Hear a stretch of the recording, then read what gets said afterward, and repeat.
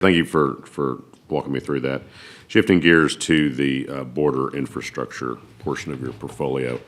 So you testified that you've completed about 58 miles of wall, or you call it a wall or a fence?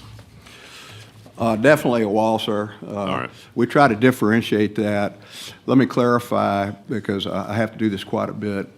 The Facilities Commission, our specific scope is to build a structural wall, and it is a massive monster wall, as opposed to fencing or the razor wire or buoys. That would be more in DPS's court or the Sure. Texas Military Department.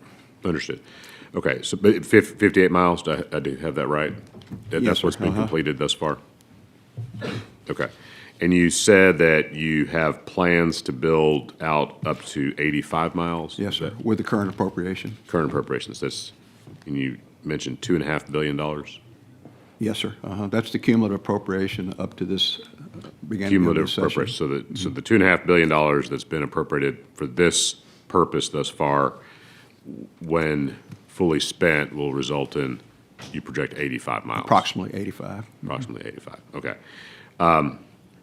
And this is built on, I assume some of that expense is land acquisition, is that accurate? Yeah, yes, we're using a concept of perpetual easements, which is equivalent of, purchasing the property. There's a lot of different reasons why we went that route.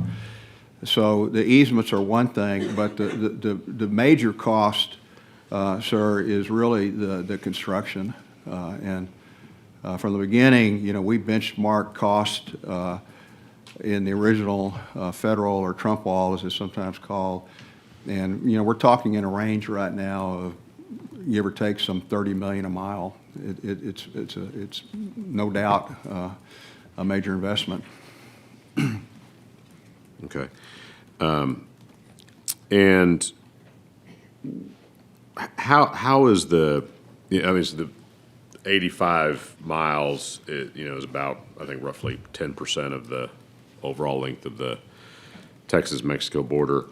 How have you selected the locations that you've built in or plan to build in? We partner with DPS, and we don't build wall just for the purpose of building wall where we can get easements.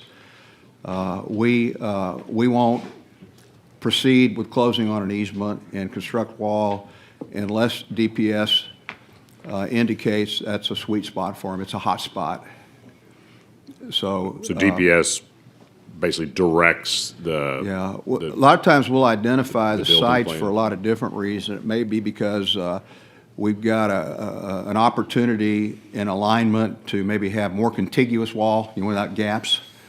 But we'll go to DPS and say, okay, are we good? Are you all good with this? So that's how we proceed with it. Okay, understood. Okay, and then for the remaining, to build out to the 85 miles with the appropriations you've already had, what's the timeline for completion of that? The end of 26. End of 2026? Okay.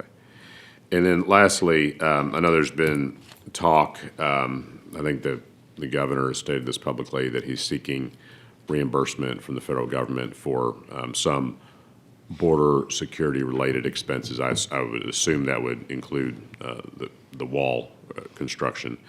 Has the Facilities Commission been asked to provide details, an invoice, for lack of a better term, to help expedite that process? Yeah, with we Congress? are in constant contact with the governor's office. I'm talking with the leadership there, several times a week. And there's a lot of information that is going back and forth, and I'll defer to the governor's office to, comment on how they're proceeding. But I will tell you for sure, there's a lot of activity. Okay. Yeah. Do you know the status of where those talks are in getting that reimbursement to the state? I think I'll defer to the governor's office, but in other testimony, Robert Black, Chief of Staff, I think he's pretty well indicated that it's a work in progress right now, and you can't put a timeline on it. Okay. All right. Thank you. Thank you. Members, further questions?